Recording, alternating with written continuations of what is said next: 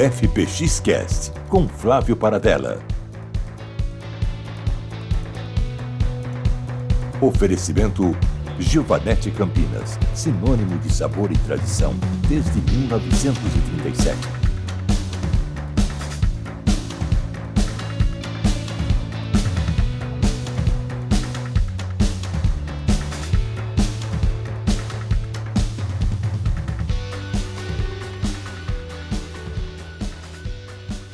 Olá, muito boa noite, está no ar mais um episódio do FPX-Cast, o podcast que segue nessa nova fase, agora integrado ao Pod Conecta da rede Conecta de Rádios, ampliando esse debate sobre as decisões que impactam aqui diretamente o futuro da nossa cidade, da nossa região. E hoje o tema é educação pública e os números que exigem atenção. Campinas tem quase 60 mil alunos na rede municipal. E a educação tem a maior fatia do orçamento municipal. São 2,7 bilhões de reais de um orçamento total de 11,7. Ainda assim, indicadores de alfabetização mostram que 41% das crianças estão alfabetizadas ao final do segundo ano do ensino fundamental, segundo o INEP. Bom, diante desse cenário, a gente vai conversar hoje com a secretária de Educação aqui de Campinas, Patrícia Adolfo Lutz, a quem eu agradeço a participação aqui no FPX-Cast. Seja muito bem-vinda, secretária. Flávio, é uma satisfação estar aqui no FPX-Cast, nessa rádio aí que a gente tem muito carinho.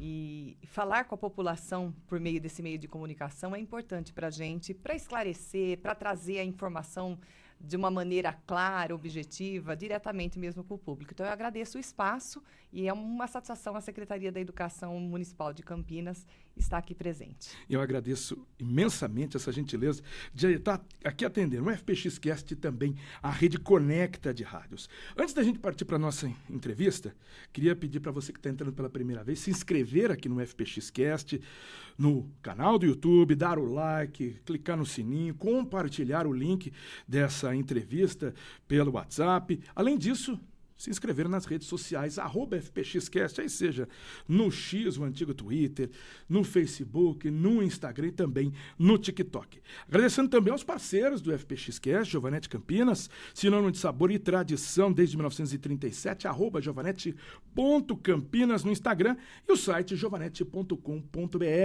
Além disso, tem a Barbearia Capita, em @CapitaBarber, a Banca do Rock, no @Banca do Rock Campinas, Clube Cultura, @Clube Cultura Oficial e Leandro Garcês Advogados, @Leandro Garcês Advogados, tudo isso que eu falei, esses arrobas, tudo no Instagram. O FPX Pod Conecta tem a supervisão técnica hoje de Matheus Rodrigues, nos estúdios da Rede Conecta. E a apresentação é de Flávio Paradella, que sou eu. Secretária Patrícia Adolfo Lutz, agradecendo mais uma vez essa gentileza. A nossa primeira conversa, a senhora que chegou aqui à secretaria em outubro do ano passado, fazendo uma análise, uma avaliação de toda essa área. E, recentemente, a senhora citou aí, na verdade, a secretaria divulgou um novo plano da condução de toda essa estrutura. E justamente naquele informe, por parte até da prefeitura, a senhora falava em correção de rotas. Isso, quando a gente tem a professora de português, na interpretação de texto, a gente que é jornalista ainda gosta um pouquinho de apertar, colocar uma pimentinha. Quando se fala em correção de rotas, significa que não estava indo para o lugar pretendido. Podia estar chegando perto, mas não para aquele lugar. Qual era o principal problema na secretaria e qual é o destino correto, então, da educação em Campinas? Flávio, acho que você trouxe aí que cheguei em outubro de 2025, então faz um pouco mais de 4 meses que estou aí à frente da pasta. Nesses 4 meses deu para conhecer bem, acho que não é um bom termo, mas deu para começar a conhecer a rede. Como é que a gente faz isso? Indo no chão da escola, indo para as escolas, conversando com a rede, com diretores, vice-diretores, orientadores pedagógicos, professores, alunos. Então, a gente tem ampliado um diálogo muito franco com toda a rede. E aí, quando a gente fala em correção de rotas, talvez seja porque nós precisamos ir para o mesmo ponto. Qual é o tema que a gente traz, um tema gerador desse ano para trabalhar com as nossas diretrizes, com os nossos alunos, né, em 2026? A questão da equidade. Então, quando a gente fala de equidade, é você trazer ferramentas importantes para que você consiga atender cada especificidade. Então, tendo em vista isso, a gente sabe que tem que ir para um mesmo local. Nós estamos também numa fase de atualização das diretrizes. Isso é importante falar, porque às vezes as pessoas falam, o que é diretriz curricular? O que é currículo? O currículo é aquilo que precisa ser desenvolvido no aluno naquele ano que ele está. Então, lá no primeiro ano, o que se espera? Qual a expectativa de aprendizagem desse aluno ao final do primeiro ano? Isso é o currículo. E claro que o currículo está pautado em princípios. As nossas diretrizes curriculares, elas estão, nesse momento, passando pela finalização da escrita, porque em 2025 houve toda uma atualização, então um diálogo muito forte com a rede. Então, a correção da rota é trazer a atualização dessas diretrizes, o que é preciso desenvolver nos alunos. Então, eu costumo dizer que a gente entregou uma bússola, está entregando uma bússola para cada professor, para cada diretor. O que isso significa? Tem um norte, a gente precisa chegar lá, a gente precisa desenvolver no aluno aquilo. Como chegar naquilo é a metodologia do professor. Aí ele vai olhar para a sua sala, para a sua especificidade. Então, às vezes, um vai fazer uma curva aqui, o outro vai reto ali, mas a correção da rota é todo mundo para aquele lugar. Então, esse currículo que hoje está nessa fase de formalização, talvez seja o principal ponto para que a nossa rede municipal avance com a aprendizagem dos nossos alunos. E como conseguir dos professores, dos educadores, de toda essa rede que integra, né, a educação em Campinas, buscar justamente ir para a mesma rota? Porque nós estamos falando de uma rede imensa, com pessoas com pensamentos diferentes, ou seja, a gente não fala de nada homogêneo. A sociedade não é homogênea. Vai ter situações em que se discute uma situação por parte lá da Secretaria de Educação, a secretária fala alguma coisa, mas ali naquele chão, não é bem assim, secretária. Como conseguir ir para uma mesma rota, até politicamente, porque se tem uma discussão muito grande dentro da área da educação, uma das mais politizadas, né, da gestão pública? O Flávio, é uma rede muito bem formada e isso é um ponto muito alto da nossa rede municipal, né? Nós temos aí profissionais muito eficientes, profissionais com boas graduações, com boas formações. Então, acho que o desafio é esse, a comunicação. Acho que em todo lugar a comunicação ela passa a ser, né, um desafio grande daquilo que se é dito e aquilo que se é entendido. Trazer, então, esse currículo de forma organizada, reorganizada, é não desconsiderar o que já foi construído até aqui, mas reorganizar de forma para que a gente consiga a equidade. Como eu te disse, a gente está no processo de formalização escrita final. O que a gente faz, então, nesse período? A Secretaria Municipal aderiu, em agosto de 25, um pouco antes da minha chegada, ao Pacto pela Recomposição das Aprendizagens. O que é esse nome de Pacto pela Recomposição? Nada mais é do que um programa do MEC, né, do governo federal, em que ele vai trabalhar com a recomposição, quer dizer, recuperar as habilidades, os objetivos de aprendizagens passados para que todo mundo consiga avançar a partir de um mesmo ponto. Então, o Pacto pela Recomposição traz aquilo que é previsto. Então, por exemplo, lá no primeiro ano do ensino fundamental, no primeiro trimestre, está lá, reconhecer letras do alfabeto. É um objetivo de aprendizagem. Então, isso está prontinho numa matriz, numa tabela para o professor, porque ele sabe que ele tem que chegar, que no primeiro trimestre o aluno tem que reconhecer as letras do alfabeto. Como ele vai fazer com que esse aluno reconheça as letras do alfabeto? Aí ele vai entrar com a metodologia dele. Então, ele escolhe a metodologia e aí vem de acordo com a especificidade. Porque pode ser que numa determinada região possa ser feito de uma forma, na outra região tem outra estratégia, outra metodologia. Então, o importante é que o professor tenha uma ferramenta de ponto de chegada. Acho que essa talvez seja uma dor da rede, né? Para que todo mundo chegue num ponto de chegada. E isso, a gente instrumentalizou o professor para isso. Isso é muito importante. Nesse período aí, de cerca de 4 meses, a senhora faz uma avaliação de toda a rede, de toda a Secretaria de Educação. E aquela coisa a situação do professor, vai ter que dar uma nota. Hoje a secretária, Patrícia Adolfo Lutz, que nota que a senhora dá para educação em Campinas nessa avaliação de 4 meses à frente da secretaria? Talvez eu fosse injusta, Flávio, de dar uma nota nesse momento. Eu tenho algumas referências da nossa rede. Não é a nota final, a trimestral, por exemplo.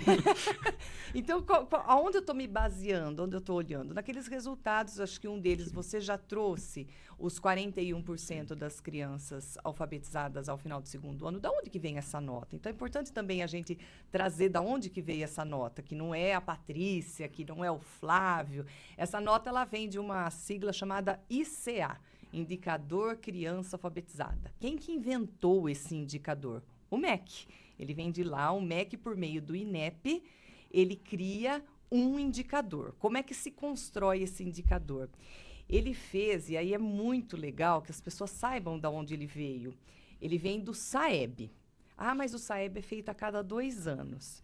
Então, o SAEB tem uma escala que a gente chama de níveis de proficiência.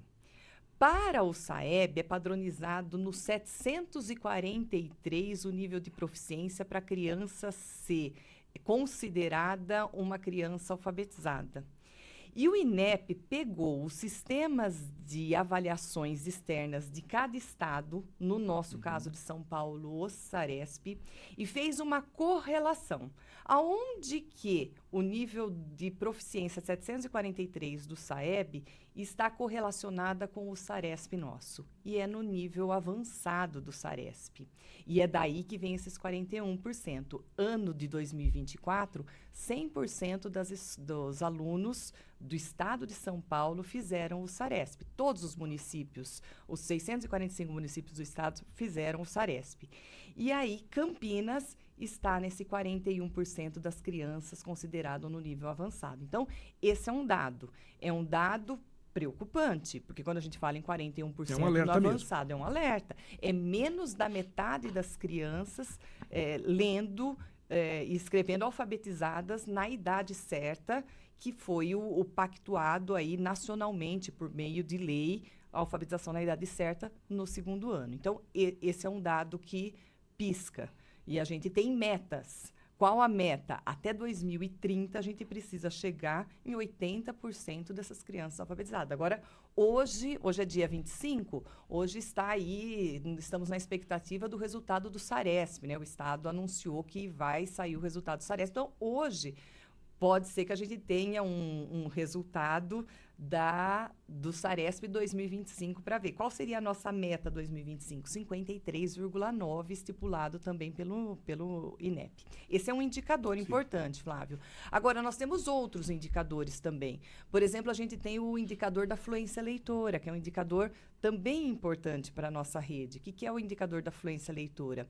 Alguns estados do Brasil fazem, né, a fluência leitora, no 2º ano também. Então, veja que tudo está voltado para os anos iniciais.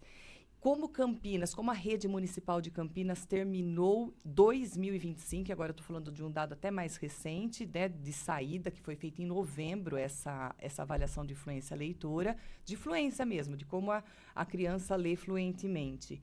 E nós terminamos em 70% dos nossos alunos no 2º ano na fluência leitora. Qual é a meta que o governo do estado estabelece para os nossos municípios em parceria, em regime de colaboração por meio do programa Alfabetiza Juntos, de 90%. Então, a gente precisa aí avançar.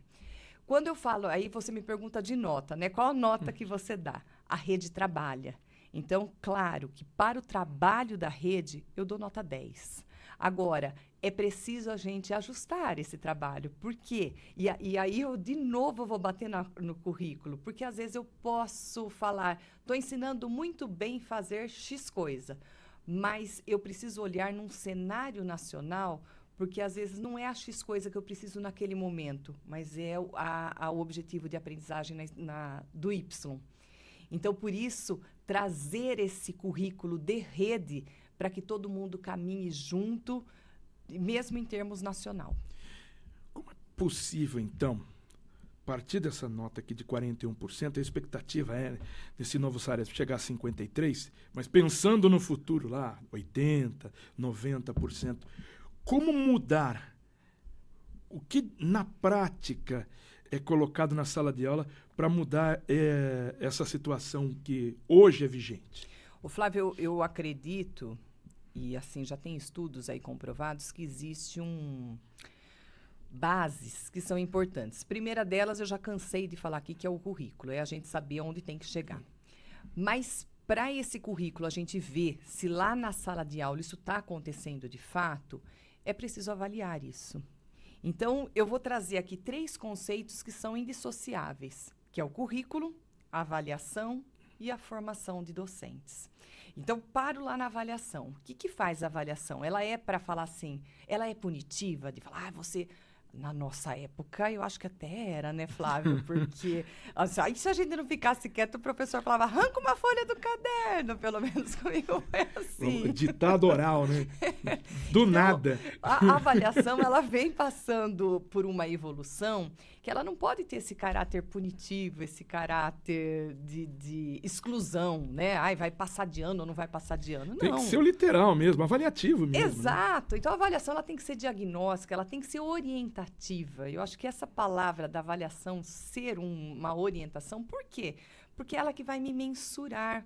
E aí eu sou da matemática, minha formação inicial é a matemática. Então, os números conversam muito comigo. Mas eu sempre encarei os números não como algo que seja, eu busco o resultado. Não é isso, mas o número me mensura. Ele me traz um indicador importante daquilo que é a essência. O que é a nossa essência? É a aprendizagem. Quando eu faço alguma coisa que faz sentido para que o aluno aprenda, qual que é a consequência disso? É o número. Eu faço um comparativo também com o nutricionista. A gente vai no nutricionista, ele dá uma dieta pra gente. A gente faz a dieta. Você vê que eu não sigo muito. Né?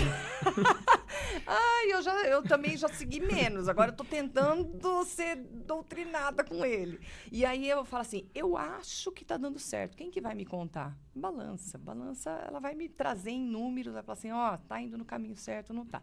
Então, a avaliação, ela tem essa característica de trazer para a gente se está indo no caminho certo. Então, eu tenho um bom currículo, eu tenho um currículo unificado, que eu sei o meu ponto de chegada, aí eu vou fazer avaliações periódicas, não no sentido nem de ranqueamento, nada disso, mas deixa eu constatar se isso aqui está certo. E aí a avaliação vai me trazer a mensuração. Opa! Está dando certo, ou não está dando certo. Então, eu preciso corrigir aquilo que não está dando certo. Por que não está dando certo? E aí tem que ser complementado com a formação dos docentes. Por que com a formação dos docentes? Para trazer justamente isso que você falou, como que eu faço para lá na sala de aula dar certo? E a gente precisa apoiar esse docente, ele não pode se sentir sozinho. Eu sou professora, o meu cargo na Secretaria Estadual é de professor.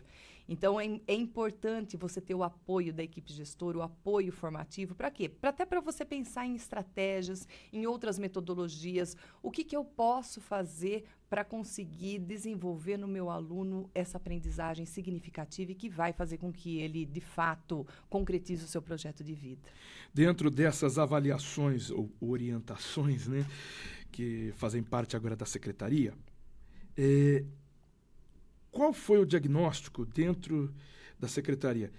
O problema, entre aspas, né, o problema está na metodologia, nessa formação ou a melhoria, né, do currículo do próprio professor, a gestão escolar ou o acompanhamento das metas para que se tenha uma correção dessa rota? Flávio, eu penso que o acompanhamento ele é de extrema importância. Não dá para a gente não falar assim, olha, faça e não acompanhar. Então, né? Estabeleço uma meta e deixo Exato, rolar. Eu preciso acompanhar até para eu apoiar. Porque se eu não acompanhar, não consigo apoiar de alguma forma, né?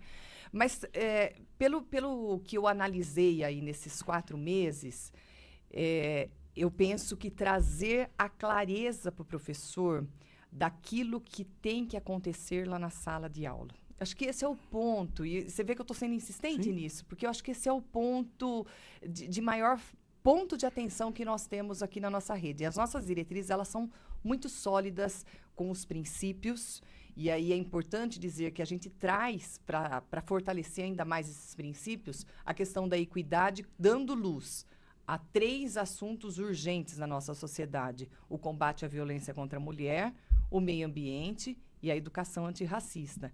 Então, são princípios e valores que eles são inerentes às nossas diretrizes, estão muito fortes. E o que a gente traz para fortalecer e trazer como a cereja do bolo para as nossas diretrizes nessa formatação aí final de escrita? Essa clareza, essa objetividade para os nossos professores em trazer aquilo que precisa ser desenvolvido no aluno no tempo adequado, no tempo olhando ali num cenário nacional. A senhora citou justamente esse ponto, eu gostaria de... A inclusão, né, de temas extremamente importantes da nossa sociedade atual: o antirracismo, enfrentamento à violência contra as mulheres e a emergência climática, né? São situações extremamente importantes. Mas como conseguir incluir num currículo e conversar com as crianças e não deixar de lado situações extremamente importantes ou o desempenho, que é mais do que importante, em português e matemática, de fortalecer justamente essas 2 matérias, na minha época era matéria, primordiais. Ô, Flávio, por exemplo, quer ver? Vou te dar um exemplo muito concreto. Ainda voltando, vamos lá no primeiro ano. Tem um objetivo de aprendizagem claro: reconhecer o assunto de um texto ouvido. Como que eu faço para alcançar isso? Aí eu pego o gancho desses temas que eu estou dando ênfase. Eu trago um texto que fala de valorização da mulher, leio para os meus alunos e vejo se eu consigo como fazer para que ele reconheça o assunto que eu estou dizendo nesse texto ouvido. Então, veja que são práticas simples, mas quando eu tenho a clareza do que eu quero chegar, eu consigo fazer link com temas que eu preciso dar luz, porque eu preciso hoje nas escolas falar desses temas urgentes, e aí você trouxe essa importância, principalmente porque os nossos alunos, eles têm na escola 3 funções importantes, eu acho que a escola traz para o aluno: a conscientização, a orientação e a questão do despertar no aluno aquilo que antes parecia normal. Por que hoje talvez a gente tenha, quando a gente fala de educação antirracista, por que vem tantos casos do racismo, ou mesmo do feminicídio? Porque as pessoas começam a tomar consciência de que aquilo é errado, de que aquilo é nojento, de que aquilo tem que repugnar, tem que, de alguma forma, combater. E aí, quando que as pessoas tomam consciência? Quando na escola a gente dá luz e isso, fala assim: isso aqui não é adequado, isso aqui não é correto.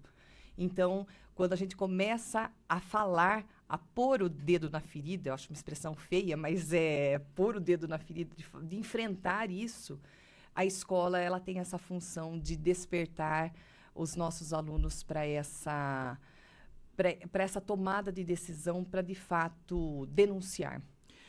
E como também balancear situações como essa de uma sociedade extremamente polarizada como hoje? Quando se discute esse tipo de história, vamos colocar esses assuntos na sala de aula. Pronto.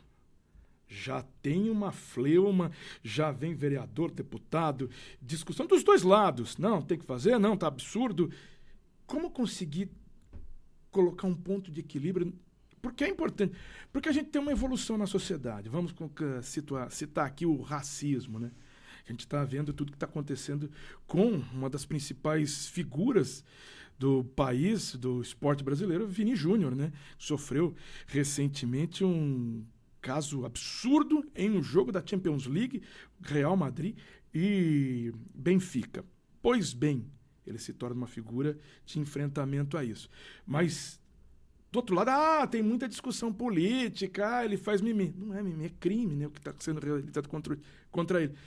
Mas eu vejo na nossa sociedade que sim, tem racismo, existe o racismo estrutural, mas a nossa sociedade brasileira discute. Enquanto as sociedades que a gente acha mais evoluídas, como europeias, ou mesmo aqui do nosso lado, a Argentina, isso parece ainda ser um tabu muito grande e não se discute praticamente, né? A gente tem uma evolução nisso. E como equilibrar esse peso para que não se torne uma questão politizada. É política, não adianta, mas para que não se torne essa polarização que a gente está enfrentando há muito tempo. Flávio, eu verifico que nós estamos muito bem evoluídos em termos de Brasil, porque, de fato, acho que é isso mesmo. A gente fala, nas escolas se levanta a bandeira, é preciso combater o racismo. E vejo um ponto de convergência na sociedade, que todo mundo, pelo menos as pessoas, se manifestam que precisa combater. Mas aí você traz algo importante. Como que a gente faz isso? Porque quando a gente começa a dar luz, os casos aparecem e eu preciso estar preparada para resolver isso. Porque aí, vamos lá na violência contra a mulher. Você fala que aquilo é errado, que não pode, chega o menino, porque em casa aconteceu. E aí você faz o quê com aquilo? O menino chega na professora e fala, aconteceu isso com a minha mãe, com o companheiro dela. Exatamente, Flávio. Então, a gente precisa também, por outro lado, estar preparado. Então, acolhimento, né? Acolhimento, uma rede de apoio, saber para onde encaminhar, são situações que a escola precisa estar preparada. Acertamos 100%? Não, porque também, às vezes, a gente não sabe como resolver. E não dá para ter receita de bolo, porque cada caso é um caso. Mas eu penso que o ponto de convergência, em termos de educação, qual é? Todos sabemos que temos que agir. Podemos ter dificuldade de saber para onde encaminhar, de como orientar, de como fazer. Mas eu vejo aqui nessa rede municipal, em outras redes que eu já trabalhei, esse esforço de denúncia, de combater, de ir para cima e de fato não deixar e modificar essa sociedade. Talvez nenhum de nós que estamos aqui no estúdio vamos conseguir, e muitos que estão aqui nos assistindo, ouvindo, não vai conseguir ver uma sociedade ideal. Eu comparo muito com plantação de tâmaras, né? Tâmara demora muitos anos para ela ter o fruto, né? Então, é complexo, mas eu acho que a gente tem que deixar plantado. Temos que deixar para as futuras gerações. Então, pode ser que a gente não veja, mas certamente nós estamos dando um passo muito importante e eu vejo isso com muito otimismo, que estamos dando esse passo importante, porque hoje a gente percebe, e aí você mesmo já trouxe, que estamos aí à frente de muitos países, porque a gente fala sobre isso, a gente não tem medo de enfrentar. Então, vamos lá, precisamos falar, e a gente faz isso publicamente num plano pedagógico numa rede municipal de Campinas. Sim. Precisamos falar do combate ao racismo. Não dá mais para aceitar comportamentos nojentos como esse que a gente tem verificado. Eu queria também colocar um ponto importantíssimo em uma situação que foi recente, parece que foi há tanto tempo, mas a gente só está 6 anos da pandemia.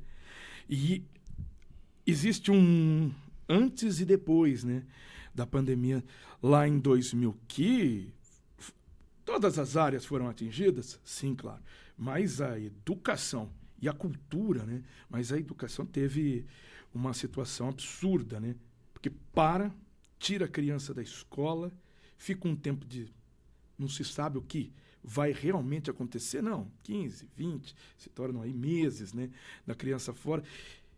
E a rede não estava preparada para uma situação como essa, de colocar todo mundo em uma escola online, né, no remoto. Aquele ano, qual foi o tamanho do estrago de 2000 para o ensino, num cômputo geral, e também para os próprios professores? Tem situações que ficam gravadas na nossa mente uma vida. Eu vou só fazer um parênteses. 11 de setembro. Sim. Eu lembro, e eu acho que todo mundo, se a gente perguntar aqui, todo mundo lembra onde estava e o que estava fazendo no dia 11 de setembro, quando as Torres Gêmeas foram atacadas, né? Porque eu lembro que eu estava na escola, eu lembro como eu sentei, eu lembro como eu olhei na televisão. Naquela época nem tinha muito redes sociais, mas eu assisti na televisão, então eu lembro nitidamente. Pandemia foi igual. Eu lembro exatamente, Flávio, quando eu cheguei em casa, no dia 17 de março, sentei e vi na noticiário, vai fechar. Eu falei, gente, o que é isso? Vai fechar como? Como que vai ser isso? E cada vez que eu sentava e assistia na televisão, eu falava assim, isso aqui é surreal o que está acontecendo com o mundo, né, naquele momento. O que a gente tira de lição? Que as relações interpessoais são insubstituíveis. Ah, mas nós estamos substituindo ou até deixando de lado, né? É exato com as redes sociais, mas ela trouxe para a gente que ela é insubstituível, porque é isso mesmo, o estrago que ela trouxe quando a gente fecha as escolas, que esses alunos deixam de ter interação entre pessoas, entre colegas, entre professores, isso teve consequências que muito do que a gente vê com essa defasagem, que é mundial, se deve à pandemia. Não tenho dúvida que mesmo as gerações que vieram depois pandemia, ela deixa sequelas que são difíceis a gente ir atrás. Então, hoje, acho que nós estamos num outro contexto de educação, porque a tecnologia veio obrigatoriamente com a pandemia com muita mais força, e não dá para a gente hoje viver ou estar no mundo da educação sem considerar a tecnologia. Mas é preciso trazer uma inteligência, não artificial, mas uma inteligência do uso dessa inteligência artificial, do uso dessa tecnologia para a escola. Estamos aprendendo muito, porque também é novo para a gente. Acho que essa geração aqui que está nesse estúdio também, muitos que estão em casa, não foi a geração do celular. Eu tinha... telefone começou a surgir. Internet, eu me lembro que era discada ainda. Então, vamos pensar, em 30 anos a evolução foi muito rápida. Então, nós também estamos aprendendo a como lidar com essa tecnologia e favorecer para a aprendizagem do aluno. É um desafio constante, diário, mas eu penso que em pequenos passos a gente consegue evoluir. Citando ainda todo o novo plano, né? Teve a contratação da professora Maria Inês Fini, reforço técnico importante, a gente coloca aqui. Qual será o que ela realmente vai fazer, né? Qual que é o papel dela? Diagnóstico, formação ou avaliação? Até para explicar para quem está acompanhando qual que é o currículo dela, que é extremamente importante, né? Sem dúvida, Flávio. Da professora Maria Inês Fini, eu conheço ela como uma referência educacional. Então, para mim, pessoalmente, está sendo uma satisfação muito grande, porque ela é um nome forte da nossa construção educacional. Então, ela foi a fundadora da Faculdade de Educação da Unicamp. Eu brinco muito com ela que ela foi a mãe do Enem, né? Então, é bacana. O Enem, hoje, uma avaliação que dá uma porta de entrada para muitas universidades, e ela ser essa pessoa que começa, né, e segue por esse caminho por muitos anos. Então, acho que isso é uma grande referência. Ela foi presidente do INEP, e o INEP, que eu acabei de citar ali, que construiu, né, índices. Então, e professora Marinês teve uma contribuição muito forte e ativa no currículo do Estado, do governo do Estado de São Paulo, por muitos anos. Então, a expertise da professora Marinês com relação ao currículo é algo muito forte e marcante. Porque nós estamos justamente nessa fase de finalização de escrita dos nossos currículos, das nossas diretrizes curriculares, a professora Marinês, ela se encaixa como uma peça-chave para que a gente consiga, de fato, trazer esse retoque final aí de tantas discussões que tivemos em 2025. Então, ela vem para nos ajudar a fortalecer e entregar uma diretriz curricular potente e forte para a caminhada da nossa rede municipal. Tem uma situação que foi recente também, a criação, que a gente falou já de racismo, o enfrentamento à violência contra a mulher e a emergência climática. Criação que foi, acho que no final do ano passado, a de educação ambiental lá em Joaquim Egídio, né? O distrito de Joaquim Egídio, para quem não conhece, é um dos mais belos aqui de Campinas. Tem a APA, né? A Área de Proteção Ambiental, e é um projeto piloto. Eu já falo até há previsão de expansão para isso, para conseguir colocar mais alunos ali dentro de um projeto como esse, numa área tão importante de Campinas. Essa escola que vai nascer aí em Joaquim Egídio, que é um lugar, acho que você trouxe muito bem, incrível de Campinas, né? Um lugar um cantinho mágico que a gente tem ali em Campinas. Então, nós estamos com uma expectativa muito boa. Vai ter uma escola ali para alunos, mas ela vai para além disso. Ela também vai ser um local da rede municipal que os alunos de outras escolas poderão e deverão estar nesse ambiente, nessa escola de Joaquim Egídio, para desfrutar deste local que vai ser aí repleto de temáticas voltadas à sustentabilidade. Então, a ideia é que primeiro a gente veja esse piloto, veja como é que vai ser quem estuda lá e quem visita, e aí sim a gente pensar nessa expansão. Secretária Patrícia Adolph Lutz, com todo esse plano agora de correção de rotas, né, como a senhora mesmo citou, o que a população de Campinas pode esperar? A senhora citou um plano até para 2030, mas a administração Dário Saad termina em 2028. O que a população pode esperar de melhorias e que tem que acontecer? Pois é, uma secretaria com 2,7 bilhões, né? Ela já não deveria estar num outro patamar do que esses 41%, outros indicadores? Flávio, não sei se poderia. De novo, a rede trabalha muito. É um investimento incrível. Então, talvez são ajustes necessários para que, de fato, isso tenha um efeito positivo na aprendizagem dos nossos alunos. O que a população pode esperar? O que a gente quer entregar para a população? Educação de qualidade. É para isso que a gente tem trazido discussões, é para isso que a gente tem ido às escolas. É um trabalho incansável. Eu olho para trás, 4 meses, Flávio, eu falo assim, nossa, o quanto eu já conheci, o quanto já fui, o quanto já conversei, e olho para frente e falo quanto ainda tem a fazer, o quanto tem a conhecer. Mas a gente quer entregar para a população, a gente quer entregar para os nossos alunos uma competência, um desenvolvimento de habilidades, de objetivos de aprendizagem, que ele consiga sonhar e fazer o que ele quiser na vida dele. Então, é isso que a população pode esperar. Toda essa correção aí de rota, todo esse ajuste que nós estamos fazendo, todo esse diálogo, todo esse planejamento, ela tem uma única finalidade, a aprendizagem dos nossos alunos. E é isso que a gente busca, é isso que a gente quer entregar. Então, eu até quero aproveitar e falar você disse em algum momento aqui da nossa conversa, do acolhimento.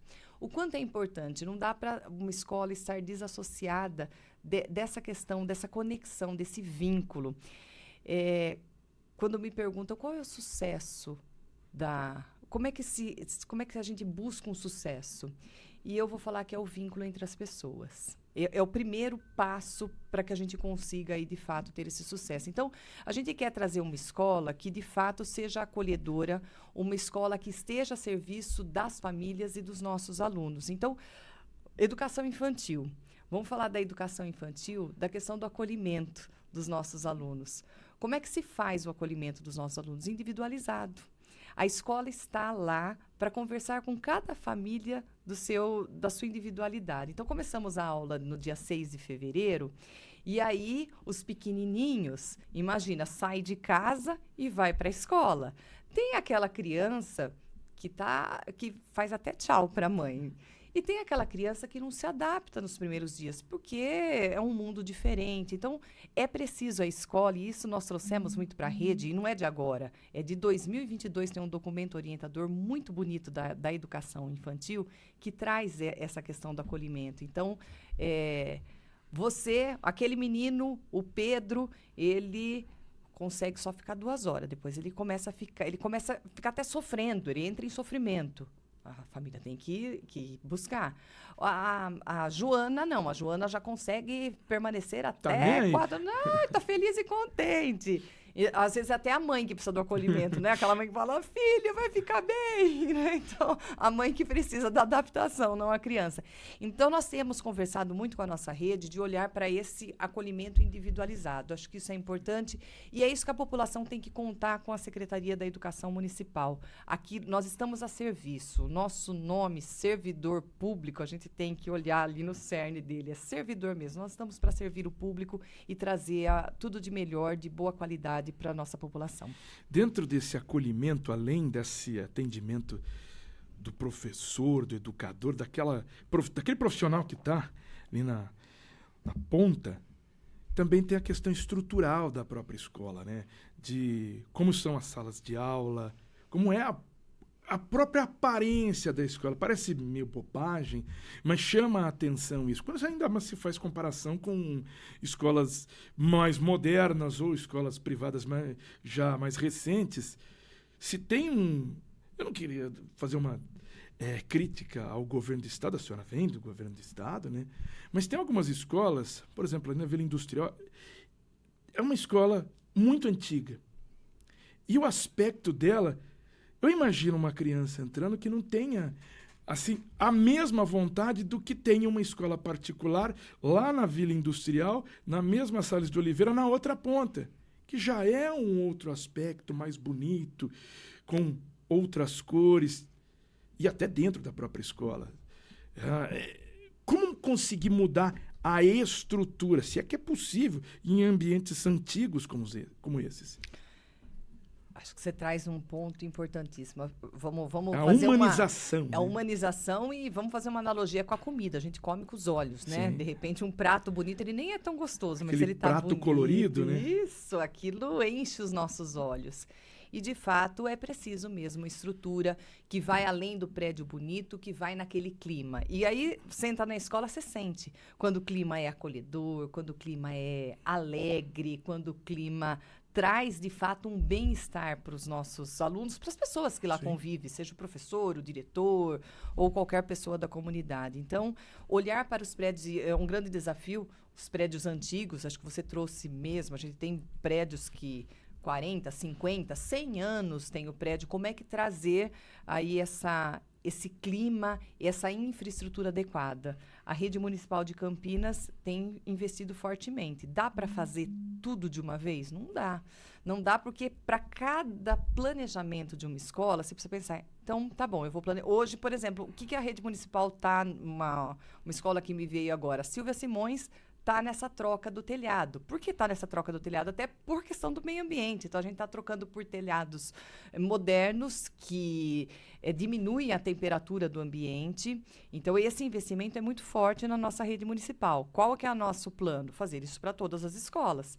É possível? Não, nós temos 265 prédios de unidades escolares municipais. Então, não dá para fazer tudo ao mesmo tempo. Por quê? Porque você precisa ter um planejamento. Onde que eu vou pôr esses alunos nesse período do quebrar o ovo para depois servir o omelete, né? E aí, você, então, precisa fazer um plano estratégico para dar o conforto para o aluno, para dar garantia que aquilo não vai prejudicar pedagogicamente os 200 dias letivos, a aprendizagem, que vai trazer um ambiente que também, nesse período, que vai ser um período transitório, mas que a gente garanta essa aprendizagem, que é o meu foco. Veja que a todo momento eu trago a questão da aprendizagem.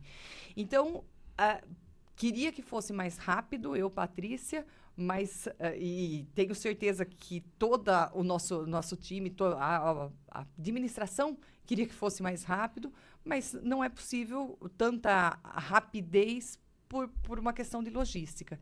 Então, nós estamos fazendo, o ano passado foram muitos prédios, cerca de 40 telhados que foram trocados aí ao longo do ano. Esse ano a gente tem um planejamento para isso, para continuar, para trazer, de fato, essa escola que encha os olhos da nossa comunidade. É gostoso você entrar num ambiente onde ele está organizado, onde ele está chamativo.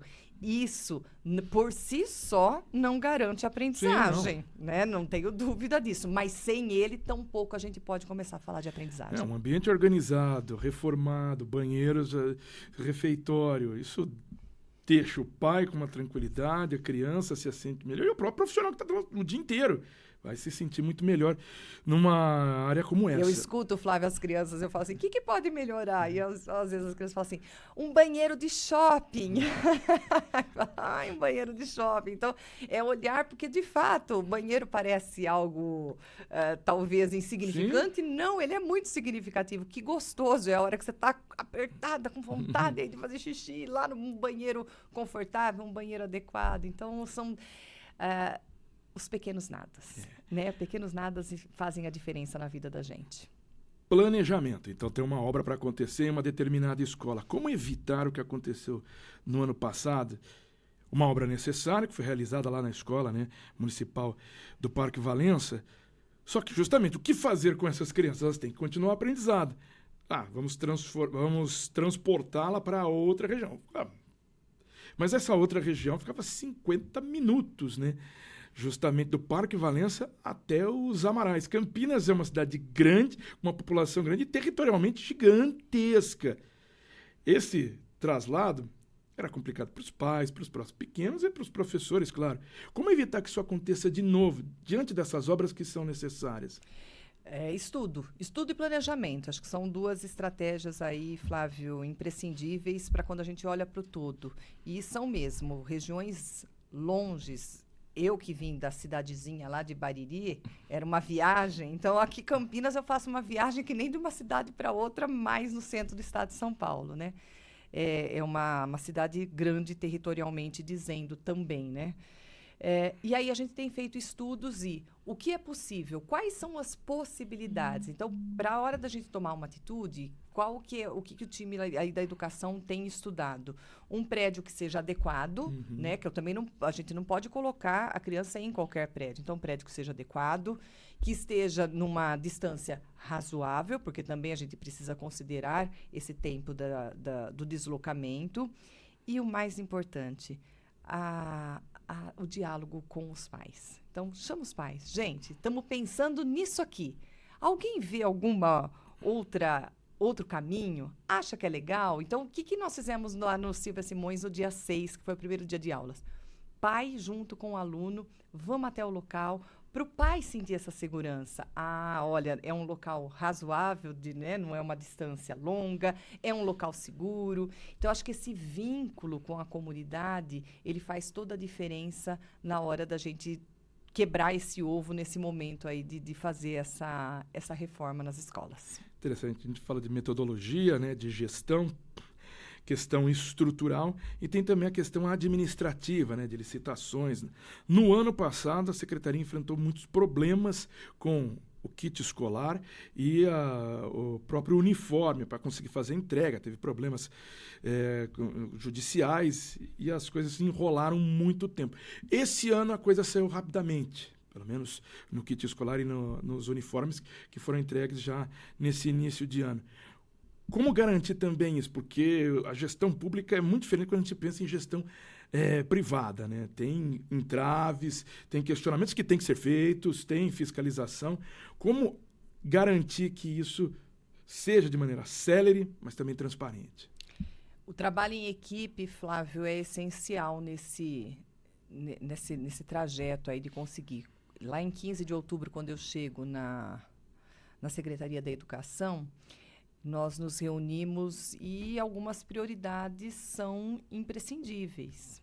Por exemplo, vou falar 4 para você que nós pensamos com uma equipe: uniforme, transporte, merenda e o kit de material. Então, nós falamos, essas 4 coisas precisam estar garantidas. Então, você foca nisso, coloca o seu olhar nisso para que se faça de uma maneira respeitando leis, porque é preciso, aí você traz, a gestão pública, ela precisa dessa transparência, ela precisa desse regramento, até por motivos óbvios, né? Porque o peso que a gestão pública tem mesmo que seguir esses, não é à toa que a gente tem os princípios administrativos, né? Legalidade, impessoalidade, moralidade, pessoalidade e eficiência. Então, é preciso se atentar a isso e é preciso ter uma equipe aí que olhe para isso, para que de fato aconteça de uma maneira respeitando os princípios, para que a gente consiga fazer essa licitação, esse trâmite, de forma que atenda todos os órgãos fiscalizadores. Então, trazendo aí todo tipo de planejamento, eu acho que nós conseguimos aí trazer esses 4 itens que são básicos e que precisavam estar na escola. Fiquei muito satisfeita, porque é uma equipe que, de fato, planejou. É uma equipe que olhou tudo aquilo que já não deu certo em algum momento, no passado, em outras redes. Então, o que a gente pode fazer para que, de fato, aconteça de uma maneira eficiente? E aconteceu da maneira eficiente. A senhora citou agora diálogo. Falou de diálogo com os pais, né, mas diálogo também, né, com os entes internos da prefeitura. Eu queria... Porque a gente já citou aqui no comecinho de que a área da educação é uma das mais politizadas. Com aí muitos membros participando de sindicatos, muitos membros sendo membros de partidos políticos de esquerda. E eu até vou citar a vereadora Guida Calisto, do PT. E eu lembro quando houve essa substituição. Saiu o José Tadeu Jorge, ex-secretário de Educação, e a indicação, então, a nomeação de Patrícia Adolfo Lutz, vindo dessa rede, né, de educação estadual. E ela me citando, conversando com ela, ela falava que sentia uma preocupação porque com o Estado o diálogo era menor do que se tinha com o município. Como é que está esse diálogo? Porque a Guida Calisto é uma vereadora aqui de Campinas, pelo PT, e ligada à área da educação. Não estou citando o diálogo com ela, mas nesses diálogos políticos, que é uma situação política que a senhora hoje está nomeada, né? Eu, no meu ponto de vista, Flávio, eu estabeleço um canal muito franco de diálogo. Essa é a minha postura enquanto profissional. Seja quando eu estava atuando como diretora de escola lá em Jaú, na cidade da capital feminina do calçado. Então, trabalhei por 8 anos numa escola de programa ensino integral. Então, no meu ponto de vista, o diálogo foi sempre pautado. Em 2021, quando eu assumo hoje, Unidade Regional de Ensino Campinas Oeste, onde eu permaneci lá por quase 4, 5 anos, eu criei uma rede muito forte com os gestores, estabelecia esse diálogo. Então, para mim, o diálogo não dá para não existir, senão dentro da educação, para se construir um trabalho. Então, eu sempre procurei quem trabalha comigo me dá esse feedback. Fala, Patrícia, é muito legal esse diálogo que você estabelece. Na rede municipal, eu tenho feito vários canais de diálogo. Um deles, um dia eu cheguei numa reunião de diretores, já no começo, as pessoas falaram assim, você vai fazer isso mesmo, Patrícia? Eu falei, eu vou. Eu, falando com os diretores, aí eu pus no telão meu telefone. Eu falei, esse aqui é meu telefone. Eu falei, conversem comigo, mandem mensagem. Isso está sendo muito legal, Flávia, porque os diretores, os orientadores pedagógicos, isso têm me mandado mensagens. Olha, Patrícia, isso aqui não está... Claro que, às vezes, as expectativas das pessoas querem coisas que não é possível atender naquele momento.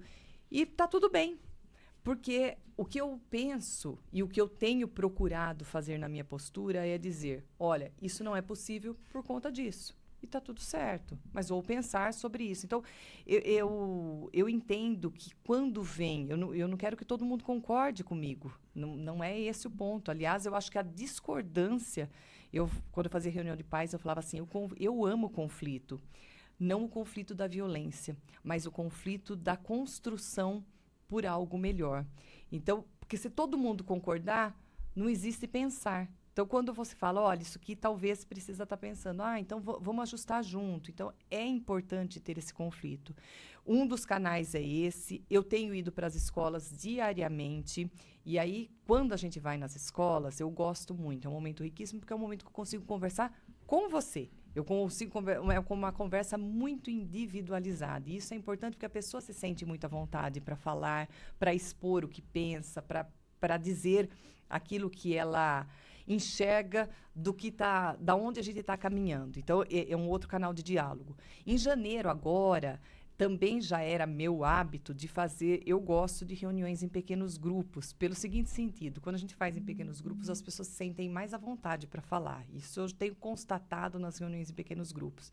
É mais desgastante para quem faz, no seguinte sentido. Eu precisei fazer 26 reuniões com um grupo de 12 pessoas, mais ou menos, para eu contemplar todas. Só que, ao mesmo tempo que é mais desgastante, porque imagina a minha agenda ficou uma loucura... para mim é muito mais gratificante, porque eu consigo qualificar essa escuta. Porque não é só ouvir, mas é você ter uma qualificação para, de fato, seguir um caminho. Então, é outro campo de diálogo que a gente está estabelecendo.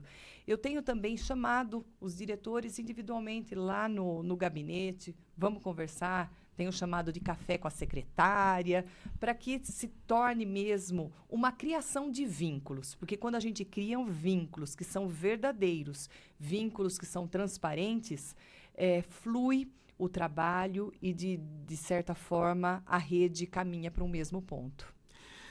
Secretária, até para a gente entender um pouquinho, a gente volta naquele outubro do ano passado, quando tem a indicação do nome de Patrícia Adolph Lutz para a Secretaria de Educação. E eu lembro muito bem que quando surge, né, foi ter uma surpresa pela própria saída, né, de José Tadeu Jorge, oficialmente aí, problemas familiares, né, de saúde, mas ele vinha sendo já criticado por situações que eu já até coloquei aqui, questão dos kits escolares, a uniforme também, essa própria situação lá da escola do Parque Valença e outras situações, mas vinha sendo criticado até pela base do governo Dário Saad na Câmara de Campinas. E quando surge o nome de Patrícia Adolph Lutz, foi até uma certa surpresa, porque não se estava no radar nem essa saída naquele momento do secretário e o nome da Patrícia Adolph Lutz, que é alguém ligada ao governo do Estado. Como é que foi essa indicação? Porque quando a gente fala de radar, a gente sempre é o radar político, né? Pessoas ligadas a partidos políticos. Como é que foi a escolha desse nome? E eu lembro que veio em um release com uma foto de um dia que a senhora esteve na prefeitura. Não teve aquela apresentação, aquela coletiva naquele momento. Foi depois. Como é que foi esse momento dessa transição? Essa foto aí que você está dizendo, Flávio, não foi nem na prefeitura. Eu estava num evento de encontro de diretores em Santos, acho que era aquela foto. Teve que buscar uma foto para ilustrar. Foi. É aquela imagem ilustrativa que a gente coloca na imprensa. E eu estava se faz, né, o governo do Estado de São Paulo, a Secretaria da Educação do Estado de São Paulo, ela faz encontros periódicos com todos os diretores do Estado de São Paulo, com 5.000 diretores. É uma logística bem gigante. E eu sempre fui formadora desses pequenos grupos aí. Então, era uma foto que eu estava numa formação com esses diretores. E eu, quando chego em Campinas, lá em agosto de 21, eu já fui convidada no primeiro evento, um dos primeiros eventos que eu fui convidada. Então, eu chego em Campinas, eu não conheço ninguém de Campinas, né? Então, é interessante isso, porque eu prestei um processo seletivo lá no governo do Estado de São Paulo, lá na Secretaria da Educação, para assumir a função de dirigente regional. E aí, o secretário da época me liga um dia e fala assim: olha, Patrícia, eu gostaria que você assumisse Campinas Oeste. Aí eu falei: Campinas Oeste? Eu vou em Campinas Oeste. Aí eu brinco muito, né? Porque eu chego na rede, a minha cidade de Bariri tem 35.000 habitantes. E a rede estadual de Campinas Oeste tem 78.000 alunos. São mais de 2 Bariri ali dentro, só de alunos, sem um impacto. Falou: nossa, são 2 Bariri, né? E um dos primeiros eventos que eu participei na cidade de Campinas foi a inauguração do prédio da Secretaria Municipal de Educação. Então, foi o primeiro contato que eu tive com o professor Tadeu, uma pessoa que eu quero muito bem, uma pessoa com quem a gente teve uma relação muito boa enquanto eu estive no Estado e ele na Prefeitura. Então, a gente teve uma conexão boa, a gente fazia parte de mesmos grupos de discussão do movimento Educar Sempre, Educação Sempre. Então, o professor Tadeu ele sempre foi muito acolhedor, muito competente. E acredito que essa construção coletiva aí do prefeito, com as pessoas aí que estejam com ele, olha, né, o movimento, e aí, no meu ponto de vista, o movimento da Campinas Oeste, nessa construção coletiva, entendeu aí, até pelo professor Tadeu, saber um pouco do meu trabalho. Então, acredito que teve um grupo uma convergência das pessoas ali próximas ao prefeito Dário, que falou: olha, a Patrícia é um nome aí que, professora, né? Então tá na rede, tem essa veia de educação. E aí, com muita satisfação, eu recebo esse convite do prefeito Dário, quem eu quero agradecer e honrar, né, a confiança que ele deposita aí para a gente fortalecer cada vez mais a rede municipal. Citando o prefeito Dani, no primeiro mandato o prefeito focou na fila de creches, né, com a criação do Espaço do Amanhã, aquele projeto de supercreches em várias áreas aqui de Campinas. Para o segundo mandato, a promessa do prefeito na campanha era ampliar o ensino integral nas escolas municipais. Já um número fechado, e quantos alunos serão contemplados para isso? Ou ainda há uma meta conceitual? Como é que está justamente essa principal promessa na área de educação do prefeito para esse segundo mandato? Eu acredito no ensino integral. E eu vou falar do ensino integral, aliás, eu vou falar de educação integral, num sentido amplo. Tá. A educação integral, ela não é só o tempo integral. Evidentemente que o tempo integral, ele faz parte do pacote da educação integral. Ainda que uma escola de tempo parcial, ela precisa olhar numa educação integral do jovem. É que você não vira só a permanência do aluno lá dentro da escola. Exatamente. Então, em qualquer tempo da escola, é preciso se olhar numa formação integral do jovem. Eu não posso olhar só o cognitivo ou só o emocional. Eu tenho que trazer o pacote desse desenvolvimento do jovem, da criança, do adolescente. Eu, Patrícia, tenho uma admiração, e já disse aqui do programa Ensino Integral, porque eu acredito que o tempo integral atrelado a um bom modelo pedagógico, a um bom modelo de gestão, tem como consequência essa formação integral do jovem. Então, entendo que a criança, o adolescente, o jovem, o lugar dele é na escola. E quanto mais tempo, mais oportunidade a gente dá para desenvolver essa formação integral dos nossos alunos. Então, a gente tem, sim, até, não é nem Patrícia, existe no Plano Nacional da Educação uma meta para que se tenha 50% aí das matrículas no período integral. Qual é o desafio? É a gente conseguir ter infraestrutura para abrigar todos esses alunos. Então, nesse momento, Flávia, a gente está olhando para essa logística e para essa demanda. Queremos trazer aí, principalmente na educação infantil, essa educação integral. Por que eu falo principalmente na educação infantil? Porque eu sei que os pais também precisam muito dessa educação infantil e não estou nem falando porque ele precisa deixar o aluno. Não, porque ele precisa deixar o filho. Não é sobre isso que eu estou dizendo. É porque eu também percebo que os pais entendem Sim. que essa permanência da criança até 6 anos de maneira integral na escola favorece muito esse desenvolvimento do aluno.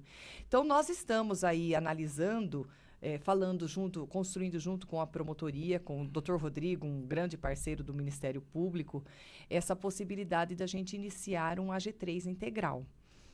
Não vou trazer detalhes. O que é o AG3? O que é verdade, né? Porque professora, me explica. Para você e para pessoas que não estão ali, né? Que para a gente é tão normal falar AG3 integral, falar sopa de letrinhas, né? E para pessoa. Então, lá na educação infantil, a gente tem uma organização onde é agrupamento, por isso é o AG, né? O agrupamento 1, agrupamento 2, agrupamento 3. O agrupamento 1 e agrupamento 2, que seria a faixa etária da creche, já é período integral 100%. Tudo certo. O AG3, que seria o período da pré-escola, nas escolas exclusivas da Secretaria Municipal de Educação, ela é só parcial, ela não é o dia todo. E isso também é uma dor minha, porque eu busco esse agrupamento integral essas crianças de 4 a 5 anos, o dia todo. Estamos fazendo estudo para a gente ver espaço, como Sim. fazer. Sabemos que temos alguns... Né? Pessoal, exatamente, professor que precisa, né, estar lá. Temos algumas regiões desafiadoras, né? A região do Campo Belo, a região sul da cidade. A gente já sabe que tem desafios maiores. Inclusive, era a minha regional lá no governo do estado de São Paulo. Então, eu tenho conhecimento in loco do desafio da gente encontrar espaço para construção, terreno para construção naquela região. Então, tem regiões que Campinas tem maiores gargalos, e a gente já tem conhecimento disso. Por que eu não vou entrar em detalhes? Porque nós estamos na finalização disso, estudando quais escolas que a gente pode fazer o piloto, construir uma resolução sólida para esse piloto, de trazer para essa faixa etária que a gente chama de AG3, de forma integral, E posso, se você quiser e achar conveniente, em breve vir falar sobre isso Ah, aí por de favor. uma maneira mais concreta, aonde vai acontecer. É algo que entusiasmou muito o nosso prefeito. Então, quando a gente fala da G3 Integral, ele também quer. E uma peculiaridade importante do prefeito é esse olhar na educação. Então, tudo que a gente propõe, olha, prefeito, vamos para cima, vamos fazer e vamos trazer essa qualidade aí educacional para a nossa população. Formação pedagógica, eu queria só uma pimentinha sobre uma situação, porque se discute muito educação no país e se colocam muitas soluções, como, por exemplo, a escola cívico-militar, que o governador Tarcísio de Freitas, a senhora vem, né, da rede estadual, o governador tentou colocar em prática uma situação estadual. Campinas chegou até pelo governo ainda Bolsonaro, ainda quando era o prefeito Jonas Donizete, justamente nessa área do Campo Belo. Uma escola poderia se tornar, foi colocada ali, elencada, para se tornar uma escola cívico-militar e não foi para frente também. Como é que a senhora vê esse modelo escola cívico-militar? Ele funciona, não funciona? Campinas pode ter? Porque tem municípios que estão fazendo. Parece que tem 2 escolas aqui que iniciaram aí né, que é inclusive da minha regional, da que eu era regional, né, dirigente regional, são 2 escolas lá da Campinas Oeste. Como eu sei que foi a construção disso, Flávio, participei do início da construção. Depois, quando ela se efetivou mesmo, eu já estou aqui na Secretaria Municipal. E aí vem novamente o diálogo. As escolas, quando o governo propõe este modelo de escola cívico-militar, ele deixa a escola muito à vontade para construir isso com a comunidade. Quer, não quer, ouve, teve votação pelo sistema escolar 6 digital. escolas, Isso, ficaram 2, era isso mesmo. E até da Regional Leste também essa escuta da comunidade. E também tinha alguns requisitos. Então, um dos requisitos que eu me lembro bem é que a escola não poderia ter o período noturno em funcionamento neste momento, né? Não sei a futura ampliação, porque também acho que vai ser uma avaliação. Não dá para a gente, acho que seria muito imprudente da minha parte dizer, funciona, não funciona, sim, porque ela está acontecendo agora, então eu penso que é preciso analisar, avaliar e ver o impacto disso lá na escola. Mas para a implantação tinha alguns requisitos que vinham da resolução. O diretor podia optar se queria ouvir a comunidade ou não. O diretor optava e me recordo conversando com os diretores, ele falava, Patrícia, eu quero ouvir a comunidade, eu não posso tomar essa decisão sozinha. E colocou aí para a comunidade e as 2 escolas que hoje estão aí com o modelo, a comunidade quis e enfim, agora está lá acontecendo e acho que a gente tem que observar e analisar como é que isso está se desenvolvendo lá na prática. Mas a senhora é favorável? Pensa ter uma política municipal sobre isso ou não? Também seria imprudente da minha parte se sim ou se não, porque é preciso avaliar, ver como isso de fato vai acontecer. Porque lá tem uma política, né, da escola cívico-militar. Então, quando a gente olha, pode ser que a teoria esteja muito longe da prática. Então, acho que vamos observar e a gente vai poder conversar sobre isso quando as coisas estiverem mais em andamento. Para a gente finalizar, secretária, 2 perguntas. A primeira, a senhora já citou aqui, veio da rede estadual, dirigente aí de 80 mil alunos, a gente coloca cerca de 80, né? 78 mil, 2 bariris, né? A gestão municipal é mais complexa, a estadual é mais fácil? Flávia, não sei se mais fácil ou mais difícil seria uma classificação adequada. São desafios diferentes. Claro, o município, o que acontece? Tudo está muito próximo, né? Então, as coisas chegam mais rápidas, né? Parece que a relação é mais próxima, né? Porque nós estamos aqui, então a pessoa chega muito mais fácil no prefeito, que é difícil de chegar lá no governador, né? Então, tem esses desafios diferentes. Só que quando a gente pensa em termos de aprendizagem dos alunos, eu penso que são desafios que convergem. É aquilo que a gente precisa fazer do planejar, do ter um currículo. O governo do Estado de São Paulo ele tem um currículo mais solidificado por anos, né? Então, é uma coisa que não é de agora. Então, com relação a isso, são outros problemas, talvez. Não sei se problema também é a palavra adequada, mas a vida nossa é cheia de problema, né? Então, é isso. São problemas diferentes, mas que em algum momento eles se conversam, porque o fim é o mesmo, que é a aprendizagem dos alunos. Para a gente finalizar a formação, então, a senhora citou matemática, pedagogia, direito. A gestão, para a senhora, todas essas formações influenciam nesse dia a dia lá na secretaria? Sem dúvida. Sabe que quando eu escolhi fazer direito, eu tinha 33 anos, né? E aí tinha alunos na sala com 18, era a primeira formação das pessoas. Eu falo que é uma faculdade que todo mundo devia fazer o direito, porque como abre a nossa mente. E a matemática, a lógica da matemática, porque é um desafio para o professor de matemática convencer o aluno por que ele precisa aprender matemática, Sim. né? Eu dava equação de segundo grau e ele falava assim, mas por que eu vou usar isso no meu dia a dia? Tô com um moleque de 13 anos falando isso.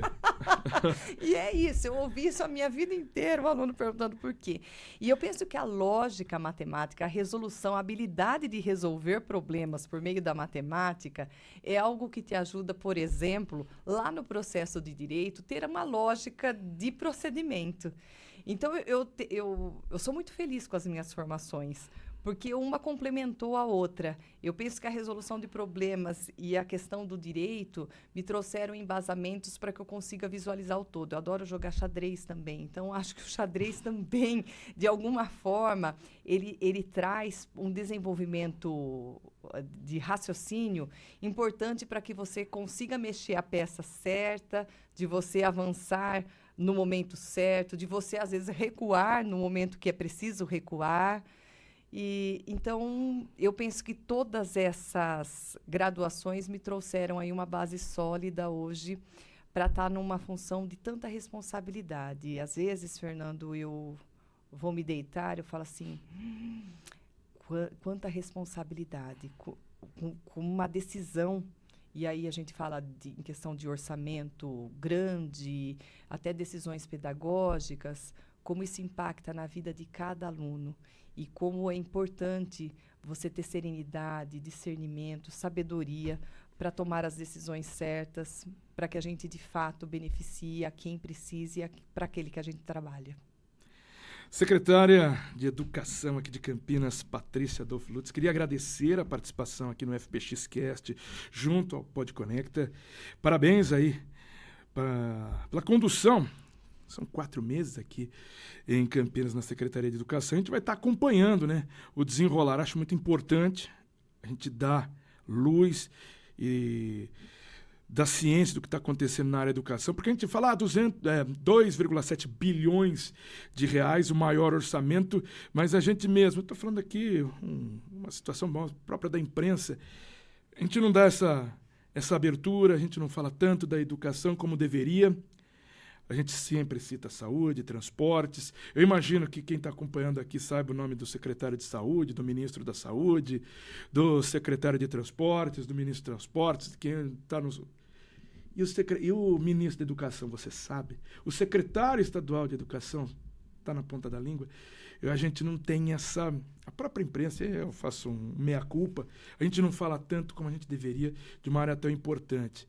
Professor. Então, a senhora é professora, parabéns por essa belíssima profissão, porque se a gente desse no país o que o professor realmente deve, dar essa formação, dar essa condição, melhores salários que passam também por isso, ter um salário melhor, a gente teria uma base melhor e a gente pensaria no futuro. Porque o Brasil sempre é o país do futuro, e nunca do presente. E essa é uma situação que, infelizmente, eu já sou mais cético. A senhora diz, vamos pegar uma sociedade melhor, não sei se a gente vai estar aqui para isso, mas, infelizmente, essa sociedade ainda engatinha em certas áreas, e na educação acho que é uma delas.